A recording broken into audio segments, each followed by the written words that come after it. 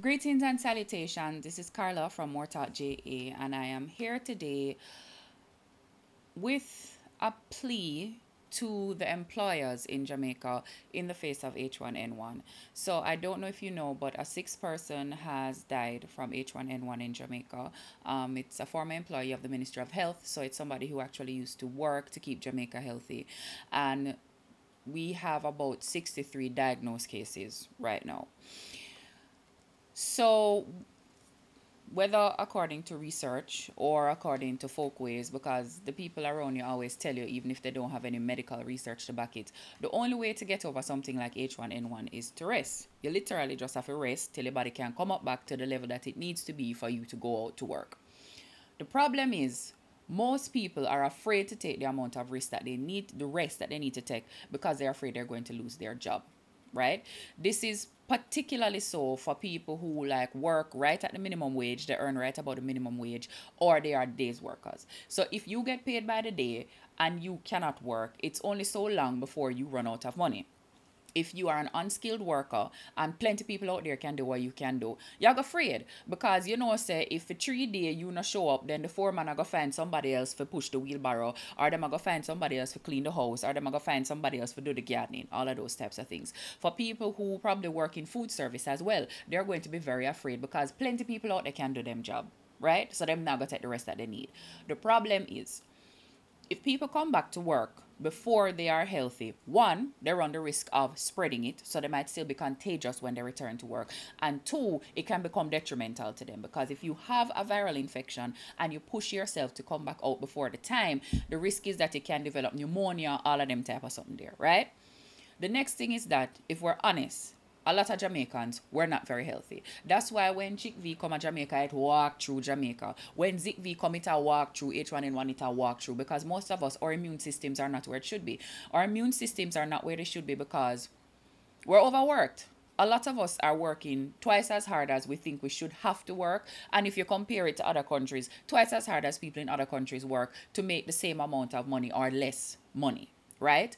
We're underfed, or our nutrition is poor. Our nutrition is poor either because we are eating whatever is handy, so whatever we can lay we hand pan and we can get it fast, fast, fast, fast, fast, because time not that if roll dumpling and peel banana, all of them something there. Or we can't afford to eat well.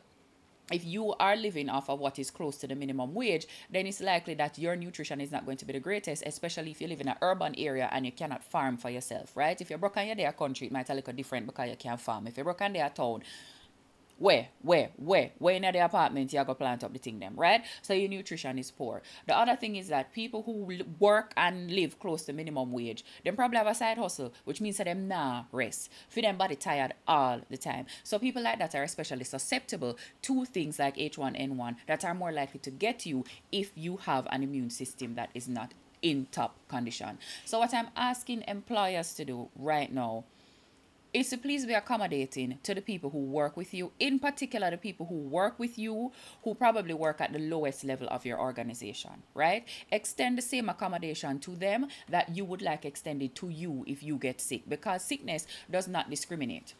And the same thing that a CEO needs to get better is the same thing that the person who is cleaning the CEO's house is going to need to get better. The only difference is the CEO can probably have the privilege of affording it, whereas the other person can't.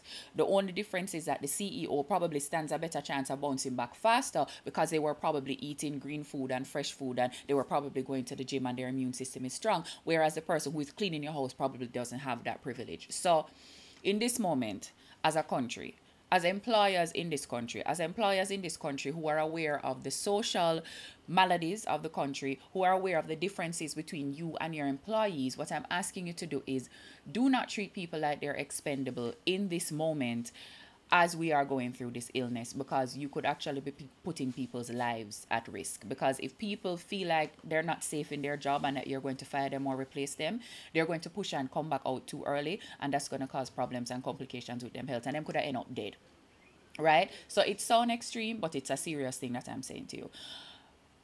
if them come to you and them say, boss, me can't come back at work, and you're like, oh, it'll take more than 2 days, 3 days, them come to you with the sick leave and them come to you with another sick leave, don't just assume say I can them a try con you, or they're trying to put one over on you. People who don't have a very strong immune system take much longer to bounce back. I am in about my 6th week right now, and what happens is that every time I feel like I'm getting better, I push and I go back out, and then it clap me down because I never really take the amount of rest that I need to take. Now, some of this is on me. This is my fault because I won't do what I need to do. But the other thing is that I have responsibilities and commitments that I've made to people.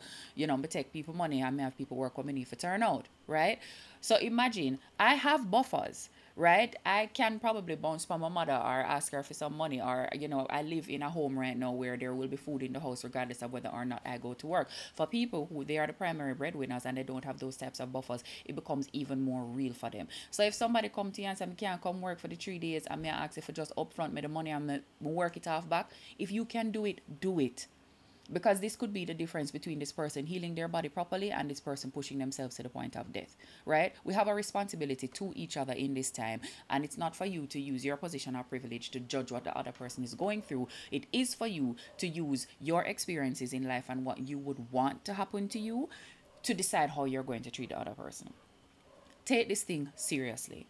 As a country, we're not in a position to bounce back easily from one other epidemic. A lot of people are still feeling the after effects of Chick V. Take it seriously. Go outside, find where the water is settling.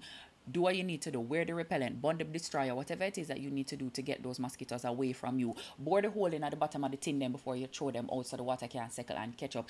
And do whatever you can to keep yourself as healthy as possible in this time, because we're a country of people who are not particularly healthy because of personal choices that we either choose or either decisions that we have to make that affect our health, right? So please, employers, be lenient, be accommodating, be kind. Look out for your employees as much as you would want somebody else to look out for you. If you want to find me, I am on Instagram and Twitter as More Mayhem. I'm also on Instagram as Motivation, or you can look for me on Facebook, MooreTalkJa or Carla KM Moore. Any one of those places, I'll be talking about different types of things. All right. Love, peace, chicken grease. Take care of each other, and most importantly, take care of yourselves.